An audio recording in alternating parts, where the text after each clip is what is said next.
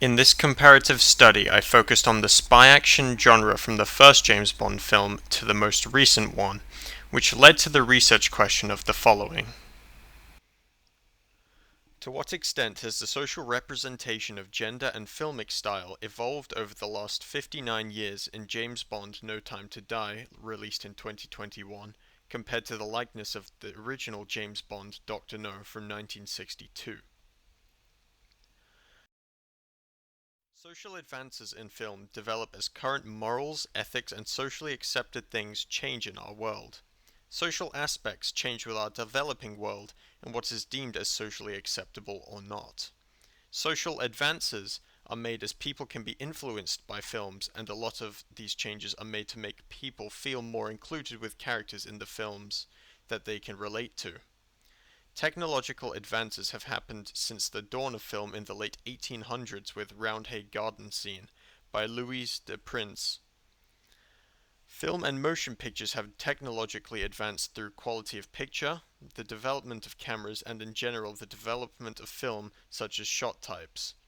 We are also able to see the development in post-production with editing softwares, whereas in the early days of film it was done physically by cutting and splicing together pieces of film.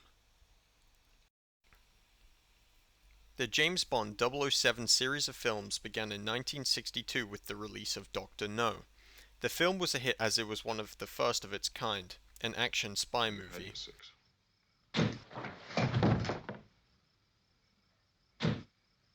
James Bond, the lead character of the 007 franchise, is known for representing somewhat of toxic masculinity. Throughout the franchise, Bond is often seen taking advantage of women for sex and putting them in dangerous situations, then quickly leaving them for good, not to be seen ever again. Bond is known by many fans for representing misogyny through only using women to his advantage, as many are heavily attracted to him. This is displayed in Dr. No when Bond, Sean Connery, meets Honey, Ursula Andress. As Honey walks out of the waters, it reveals a lot more to us about Bond's character. We learn that he is a ladies' man when he is clearly attracted to her and wants to learn more about her. What's your name? Ryder. Ryder what? Honey Ryder. What's so funny about it? Nothing. It's a very pretty name. Throughout the film, Bond and Honey are seen to have a sexual relationship in typical Bond style. Bond style meaning he is a ladies' man and in every movie is seen in a sexual relationship with a woman. This movie being the start to that trend we can see throughout the entire franchise with many different women. This is an example of the misogynistic tendencies we see in all of the films. Females in the 007 films are always depicted as the ones that are needed to be saved, and more as objects than heroes, like how Bond is depicted as. We see this in Dr. No when Honey has to be saved by Bond from Dr. No's men when they force her to a chamber that slowly fills with water, but Bond rescues her. In comparison to the latest 007 film, No Time to Die, released in 2021, the film was more about being inclusive to make any possible viewer be able to relate to a character in the film. We see Bond compete with a female 007 to save the day, who had taken his spot as Agent 007 after he had supposedly retired but had come back. We see woman empowerment as Nomi, actor Lashana Lynch, do just as good as Bond and help save the day. As this film was directed at being more inclusive, we also do not see any sexual scenes unlike the previous 25 films. This is because sexual scenes could be seen as objectifying women, along with other types of relationships now becoming more normalized around the world. Women in No Time to Die can be seen playing a key role fighting for themselves and others. One example of this is when Bond and Paloma, actor Ana de Armas, a female, are seen fending off enemies, also competing against Nomi, the new Agent 007 in Italy.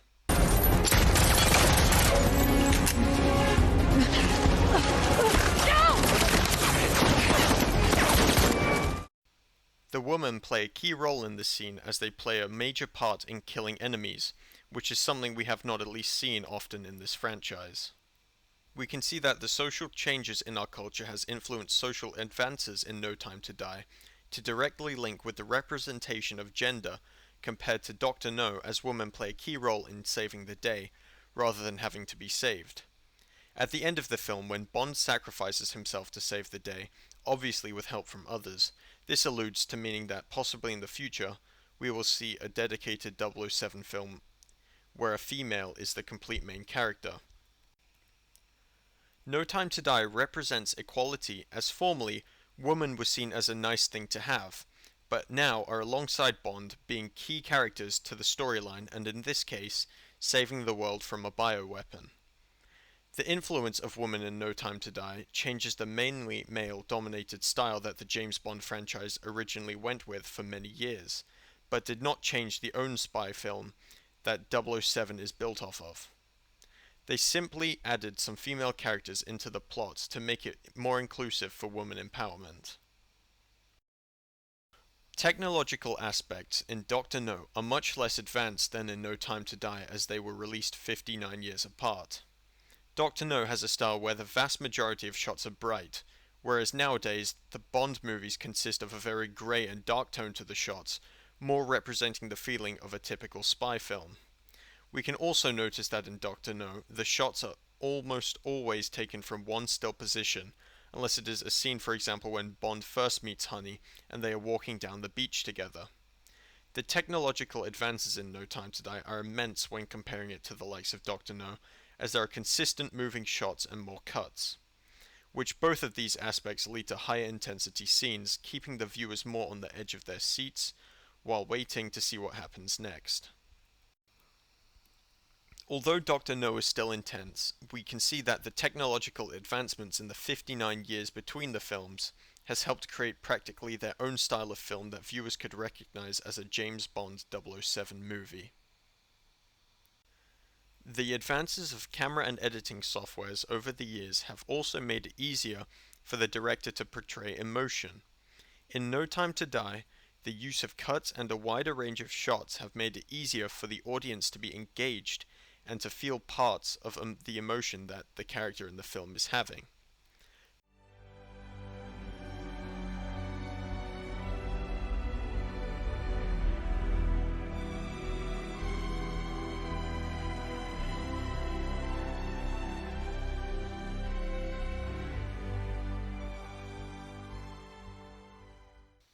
For example, at the end of the film, when we see Bond climbing up the stairs in his last moments, it is a close-up shot of his shoulders and head.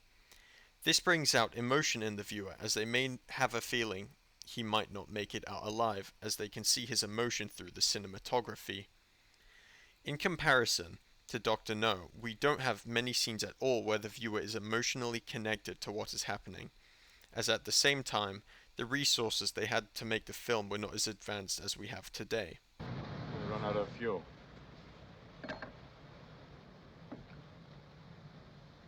What are we going to do now? Well, we can swim or Or what? Ahoy, Mr. Bond! Ahoy, Mr. Bond! Well, what's the matter? Do you need help?